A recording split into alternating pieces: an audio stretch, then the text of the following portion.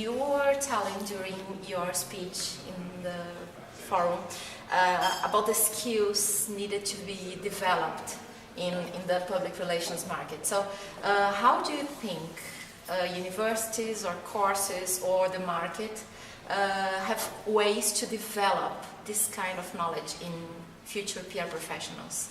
Okay, so what worries me about public relations education around the world, and this is very much a global perspective, I don't know very much about how PR is being taught in Brazil right now, is that it is being taught in a way that is very limited, and that doesn't give PR students exposure to enough of the rest of the world. And there are 3 or 4 things that I think are very important. The first is that PR is very often taught in journalism schools rather than in business schools. This worries me for a couple of reasons. First of all, it worries me because it puts too much emphasis on media relations and the notion that PR is all about press releases and talking to reporters, when I think the industry is moving beyond that. But it also worries me because I am concerned that PR people learn to think more like reporters than like business people, and I think it's increasingly important for PR people to understand the real nitty-gritty of the business that they're communicating.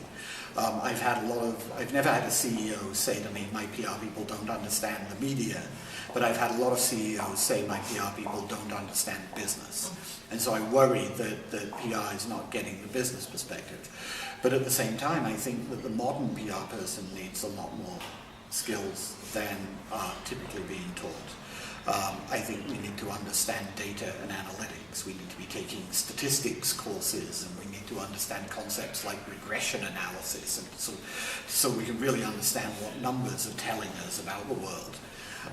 We need to be much better social scientists. We need to understand what changes human behavior, why people respond to certain kinds of information the way they do, the power of emotional storytelling as opposed to just facts.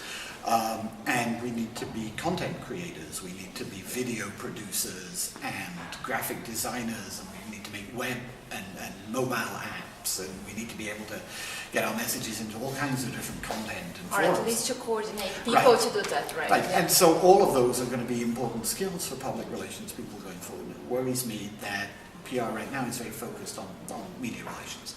Now, I will say that I think it is very important. I think that we do need those people with media skills still in public relations.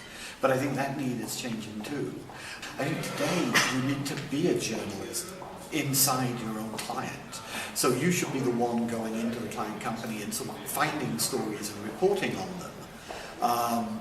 And that's the journalistic skill that we need. But I think that the needs are changing, clearly. Okay, and we have many students studying in the PR field, also thinking about entrepreneurship. How do you see this for the future, for these young professionals?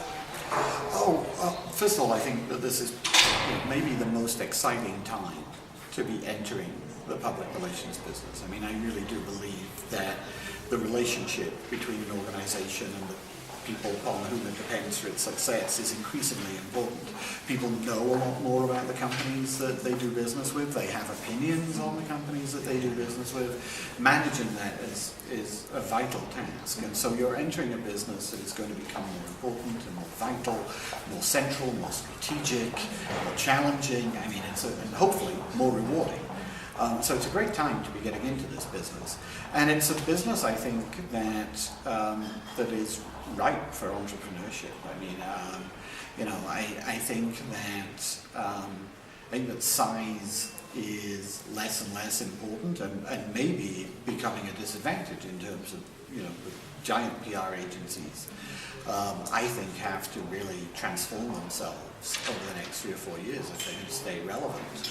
And transforming a giant PR agency is much more difficult than starting with a clean piece of paper. I mean, if I was starting a PR agency myself today, I'd be very excited about creating something that was well suited for the 21st century, and would have, you know, different departments and different skills and different approaches.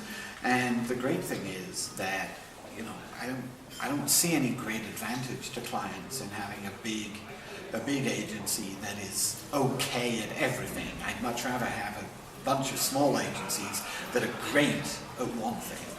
And so I think there's tremendous entrepreneurial opportunity in our business. I wouldn't recommend that if you were 21 and you just graduated college, you started a PR firm. I think you do need to learn a little bit about what everybody else is doing wrong before you figure out how to do it right. But I do think there's a lot of opportunity out there. I just want you to repeat our last question. This important relationship that you pointed in the conference between marketing communications and or marketing and corporate communications. You said that this is actually public relations. I'd like you to repeat this for us, please. Sure. I mean, I think what I was saying was that when you merge corporate communications and marketing inside an organization, what you get is really public relations. In my view, has always been that public relations is about managing the relationship that an organization has with all of its publics, including consumers. So if you look at it that way, marketing, which is about managing the relationship between an organization and one public, the consumer, is just a subset of public relations. And the reality, of course, is that in a lot of companies, marketing is a subset of public relations that has a $500 million budget, and the rest of PR has a $5 million budget. And so that can create some unnatural balances. But I think that companies have to think about the entire stakeholder relationship environment when they're making a decision. And yes, the consumer may be companies may feel that their consumer is the most important audience, or the audience that needs the most resources in order to communicate with it. But I think that we've seen in a number of corporate crises over the last 10 or 15 years that if you don't think about your relationship with the community, if you don't think about your relationship with NGOs, if you don't think about your relationship with government, with the media, with investors, with your own employees, then they can create problems that will undo all of the good work that you do in reaching consumers. So, there are great examples in America of sort of restaurants that spend tens, hundreds of millions of dollars buying Super Bowl ads and telling everybody how great their pizza is. And then you have one YouTube video of an employee spitting on the pizza or worse. And what that employee does on YouTube can completely obliterate all the money you've spent on advertising. It can do more damage than you can do good. And so thinking about all of the ways in which your reputation can suffer is increasingly important. Thank you very much. Esse foi o Paul Holmes, diretamente para Todo Mundo Precisa de um RP. Thank you. Thank you very much. No, thank It was you. a pleasure speaking to you.